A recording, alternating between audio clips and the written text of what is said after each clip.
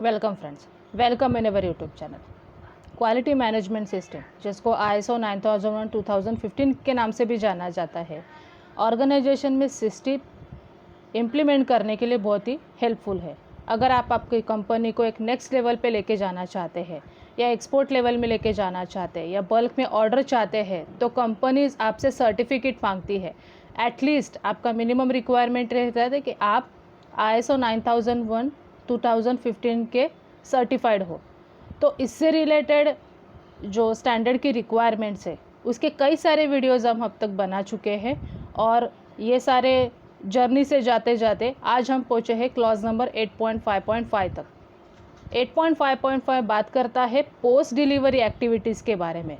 हमने manufacturing, support system, quality management system क्या रहता है, कॉन्टेक्स्ट की रिक्वायरमेंट क्या रहती है, ये सारे वीडियोस बनाए हैं। अगर आपने ये वीडियो अभी तक नहीं देखे होंगे तो उसकी सबकी लिंक आपको डिस्क्रिप्शन बॉक्स में मिल जाएगी, तो प्लीज़ आप उसको देख सकते हैं। तो हम बात करें पोस्ट डिलीवरी एक्टिविटीज़ के बारे में, तो एग्जैक्टली क्या रिक्वायरमेंट रहती है पोस्ट डिलीवरी एक्टिविटीज़, मतलब क्या, उसमें क्या कंसिडर होना चाहिए और उसको कैसे आप कंप्लाई कर सकते हो ताकि आपका कस्टमर खुश रहे और आपका पॉजिटिव फीडबैक आपको उसकी तरफ से मिले। तो फर्स्ट रिक्वायरमेंट ये रहती है कि स्टैट्यूटरी एंड रेगुलेटरी रिक्वायरमेंट। अभी स्टैट्यूटरी और रेगुलेटरी में फ़र्क क्या है और एग्जैक्टली क्या क्या उसमें इंक्लूड होता है, उसको ज़रा सा देखेंगे। स्टैट्यूटरी माना कि अगर कुछ वार्निंग दिया जाता है, फॉर एग्जांपल आप अगर कुछ प्रोडक्ट बना रहे हो जिसमें वार्निंग की ज़रूरत है, या फिर जिसमें कुछ बायलॉ शामिल है, जिसमें कुछ ना कुछ लीगल रिक्वायरमेंट्स आती है, तो उसको स्टैट्यूटरी कहा जाता है। स्टैट्यूटरी माना उसको कंप्लाई करना पड़ेगा आपको, आपके पास उसके ऑप्शंस नहीं है। पॉलिसी हो सकता है, लॉ हो सकता है, कुछ टर्म्स एंड कंडीशंस है जो गवर्नमेंट ने दिए हैं या कोई रेगुलेटर बॉडी ने भी ये डिसाइड करके रखे हैं, जिसको आपको फुलफ़िल करना पड़ेगा। फॉर एग्जांपल हो सकता है कि एम्प्लॉयमेंट के लॉ है, अगर आप एम्प्लॉयमेंट हायर कर रहे हैं तो उसमें जो लॉज है उसको आपको फुलफ़िल करना ही पड़ेगा। टैक्सेशन के लिए कुछ लॉ है, जैसे लेबर के लिए भी कुछ लॉज है। अगर आपकी फैक्ट्री बड़े स्केल पे है तो लेबर के लॉज आपको फुलफ़िल करने रहते, that is statutory requirement. Completion and anti trust law है, ऐसे ये सारे लॉज रहते हैं जिसको आपका कंप्लायंस करना पड़ता है। अभी आप अगर कुछ प्रोडक्ट बना रहे हैं और उसका डिलीवरी करने जा रहे हैं, तो उसके बाद अगर कुछ एप्लीकेबल है ऐसी रिक्वायरमेंट्स, तो उसको आपको देना है, आइडेंटिफाई करके रखना है, और आप उसका कंप्लायंस कैसे करेंगे वो भी उसमें मेंशन होना चाहिए। सेकंड आता है रेगुलेटरी रिक्वायरमेंट। रेगुलेटरी माना कुछ रूल्स या रेगुलेशंस ऑथोराइज बॉडी ने डिसाइड करके रखे हैं या गवर्नमेंट ने डिसाइड करके रखे हैं, जिसको आपको फुलफ़िल करना ही है। एग्जाम्पल के तौर के हम देख सकते हैं, अगर आप फाइनेंस सेक्टर में काम कर रहे हैं तो RBI से भी, IRDAI के कुछ ना कुछ रूल्स एंड रेगुलेशन रहते हैं। अगर आप इनसे कुछ भी काम करवा रहे हो तो ये सारे रूल्स आपको फॉलो करने ही है, जिसमें कुछ ऑप्शन नहीं मिलेगा। अगर आप फूड ग्रेड में काम कर रहे हैं तो उससे रिलेटेड भी कुछ रेगुलेटरी रिक्वायरमेंट्स रहते हैं, जिसको आपको कंप्लीट किए बिना आप मटेरियल का ऑर्डर कंप्लीट नहीं कर सकते, या आपका डिलीवरी फुलफ़िल होगा ऐसे नहीं कहा जा सकता। सेकेंड रिक्वायरमेंट ये होता है कि potential undesired consequences associated with product and services. अब ये कॉन्सिक्वेंसेस मतलब क्या और ये अनडिजायर्ड मतलब क्या, तो इसमें दो तरीके के हो सकता है। एक हो सकता है कि पॉजिटिव कॉन्सिक्वेंसेस, मीन्स आपको डिलीवरी करते समय आपका प्रोडक्ट एक बार बन गया, लेकिन डिलीवरी करते समय या डिलीवरी के बाद कुछ अनएक्सपेक्टेड गुड इफेक्ट हो जाते हैं, या आपको गुड लक हो जाता है, कुछ आपको बिना चाहे बिना कुछ मिल जाता है अनएक्सपेक्टेडली, उसको पॉजिटिव कॉन्सिक्वेंसेस कह सकते हैं। या निगेटिव कॉन्सिक्वेंसेस भी कह सकते हैं कि जहाँ पे कुछ बैड इफेक्ट आता है आफ्टर डिलीवरी आपको, या ड्यूरिंग द डिलीवरी अगर ऐसा कुछ आपने जो सोचा नहीं था ऐसा कुछ हो जाता है। निगेटिव कॉन्सिक्वेंसेस में दो एग्जांपल यहाँ पे बताएंगे कि अगर आप मटेरियल का डिलीवरी करते समय एक्सीडेंट हो जाए या कुछ और इंजरी हो जाए कि जिसके वजह से आपको बहुत भुगतान करना पड़ा, पैसा हो सकता है, या आपके सामान की चोरी हो जाए, तो ऐसे सारे हैं निगेटिव कॉन्सिक्वेंसेस के एग्जांपल्स। अभी तीसरा रिक्वायरमेंट ये रहता है इस क्लॉज का, that is the nature, use and intended life time of its product and services. Means आप जो भी प्रोडक्ट बना रहे हो तो उसका यूज़ कैसे किया जाएगा, उसका नेचर कैसा रहेगा, उसका लाइफ टाइम कैसा रहेगा, वो सारा आपको उनको बताना पड़ेगा। तो इसमें एक तो इंक्लूड होता है कि प्रोडक्ट की गारंटी, या आपके प्रोडक्ट की जो वारंटी उनको देने वाले हो आपके कस्टमर को, उसको इंक्लूड किया जाएगा। यूज़र के लिए आप अगर मैनुअल बनाते हो, आपका ऐसा कोई प्रोडक्ट है, फॉर एग्जांपल आपके मशीन बनते हैं या कुछ मैं यहाँ पे मोबाइल का पार्ट बता रही हूँ, क्या इलेक्ट्रॉनिक्स के आइटम बनते हैं या कुछ भी ऐसा आइटम कि जिसको यूज़ करने के लिए या जिसको प्रॉपर फंक्शनिंग करने के लिए आपको कस्टमर को मैनुअल देने की ज़रूरत है कि इसको कैसे इस्तेमाल करना है, तो ये इसमें इंक्लूड हो जाएगा।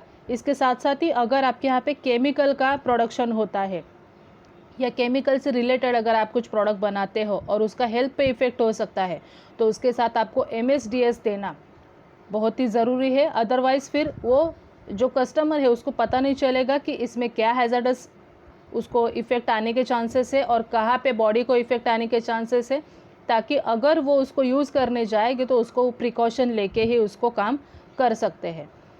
चौथा रिक्वायरमेंट ये था कि कस्टमर की स्पेसिफिक रिक्वायरमेंट्स क्या है। अभी कस्टमर जब ये ऑर्डर देता है आपको या कस्टमर से जब इंटरेक्शन होता है तो वो उसकी रिक्वायरमेंट्स आपको बताता जाता है। सबसे बेसिक उसकी रिक्वायरमेंट रहती है कि जो भी प्रोडक्ट आप उसको देने वाले हो that should be deliver on time, और उसके साथ साथ ही आपके प्रोडक्ट की क्वालिटी भी अच्छी रहे। ये उसकी 2 बेसिक रिक्वायरमेंट रहती है।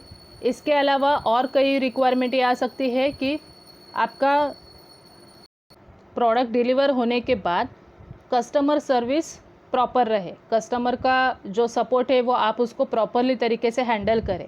हो सकता है कि कस्टमर के कुछ कॉल आ सकते हैं या अगर उनको मशीनिंग में कुछ प्रॉब्लम हो सकता है, आपका प्रोडक्ट का फंक्शनिंग में उनको कुछ क्वेरी हो सकती है, या उनका इंजीनियर को जब भी फंक्शनिंग करने जाता है तभी आपकी रिक्वायरमेंट या फिर आपका गाइडेंस लग सकता है। तो ये सारा जो सपोर्ट है वो आपसे उसको चाहिए होता है। तो ये सारा वो एक्सपेक्ट करता है कि अगर मैं किसी को ऑर्डर देता हूँ तो उनका जो सपोर्ट है वो भी 24/7 रहे, या फिर एटलीस्ट वीकडेज़ में उनका 8 to 10 आवर्स या 12 आवर्स तो होना चाहिए।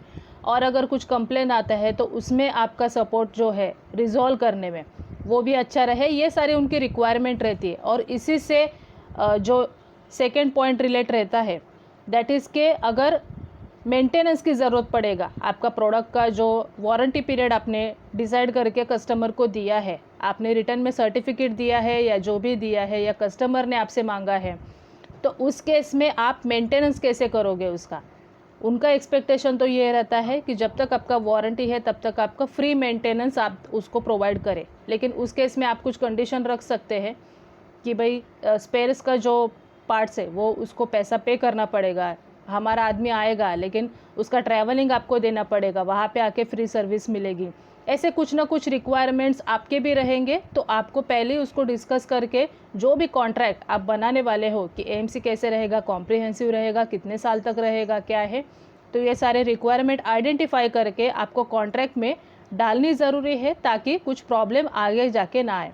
इसके साथ साथ ही कस्टमर की रिक्वायरमेंट ये भी हो सकती है, अगर आप कुछ ऐसे प्रोडक्ट बना रहे कि जिसको रिसाइकल कर सकते हैं या फिर रीयूज़ कर सकते हैं या फिर उसका डिस्पोजल करना पड़ेगा, तो वो सारा आपको करना चाहिए। ऐसा कुछ उनका रिक्वायरमेंट हो सकता है कि उनके यहाँ पे वो कुछ फैसिलिटी नहीं है, तो वो सारा आपसे हो, ऐसे भी रिक्वायरमेंट हो सकते हैं। तो उसको आइडेंटिफाई करके आप कॉन्ट्रैक्ट में डाल लें और ये सारा आपके यहाँ पे कॉन्ट्रैक्ट में बना रहे। आपका जो भी रिस्पॉन्सिबल पर्सन रहेगा, QA हो सकता है, आपका प्रोडक्शन वाला हो सकता है, या आपकी जो भी कमिटी है, आपकी जो भी मैनेजिंग कमिटी है जो पोस्ट डिलीवरी एक्टिविटीज़ के बारे में ध्यान रखती है, मेंटेनेंस की टीम है, तो उनको ये सारे इन्फॉर्मेशन पास होना ज़रूरी है कॉन्ट्रैक्ट में कि आप पोस्ट डिलीवरी एक्टिविटीज़ में एग्जैक्टली क्या क्या इंक्लूड करने वाले हैं और कस्टमर की रिक्वायरमेंट एग्जैक्टली क्या क्या है।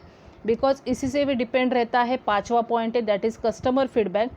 आप जो भी सर्विस उनको प्रोवाइड करते हैं, आप जैसे डिलीवरी उनको देते हैं, कैसा क्वालिटी था ड्यूरिंग द पॉइंट नंबर 1 से लेके 4 तक आपका जो भी परफॉर्मेंस रहा उसके बेसिस पे ही आपको फीडबैक मिलेगा कस्टमर से कि अच्छा था, वो आपके बारे में क्या सोचता है, क्या वो दूसरे किसी को आपके लिए रेकमेंड करता है कि नहीं करता है, या फिर उसको अगर आपके यहाँ से पुअर परफॉर्मेंस मिला होगा तो आप इम्प्रूव करने के लिए और क्या करने वाले हैं। अगर आपका ये कस्टमर अच्छा है और आपको लगता है कि पोटेंशियल है उसमें और आपको आगे जाके कुछ बल्क में ऑर्डर मिलने के चांसेस है, तो आप उसको कैसे मेंटेन रखेंगे, कैसे आप आपका जो पुअर परफॉर्मेंस है उसको आप थोड़ा सा गुड या एक्सेलेंट लेवल पे लेके आएंगे। ये सब आप क्या क्या एक्शन प्लान लेने वाले हैं ये भी आप उनके साथ शेयर करें। तो ये रही पोस्ट डिलीवरी एक्टिविटीज़ की रिक्वायरमेंट जो क्लॉज नंबर 8.5.5 में बताई है। एक्चुअली स्टैंडर्ड में 3 लाइन में ही उसको फिनिश किया है, लेकिन हमने यहाँ पे वीडियो में उसको पिक्टोरियल तरीके से डिस्क्राइब किया है। अगर ये वीडियो आपको पसंद आया होगा या फिर आपको क्वालिटी मैनेजमेंट सिस्टम के बारे में अगर कुछ ज़्यादा जानकारी चाहिए तो आप हमारे वेबसाइट पे भी विज़िट कर सकते हैं या आप हमें ईमेल से भी पूछ सकते हैं। अगर आप आपके कंपनी में इस सिस्टम को इम्प्लीमेंट करवाना चाहते हैं या आप सर्टिफिकेशन चाहते हैं तो आप हमसे कांटेक्ट कर सकते हैं। हमारे कांटेक्ट डिटेल आपको इस स्लाइड में मिल जाएंगे। तो ऐसे ही वीडियोस के लिए आप हमारे साथ बने रहें और अगर आप पहली बार हमारे चैनल पे आए होंगे तो सब्सक्राइब करना और बेल आइकन को भी प्रेस करना ना भूलें, ताकि नए जितने भी वीडियोज़ आएंगे उसके सबके नोटिफिकेशन आपको मिल जाएंगे। So thank you for watching this video.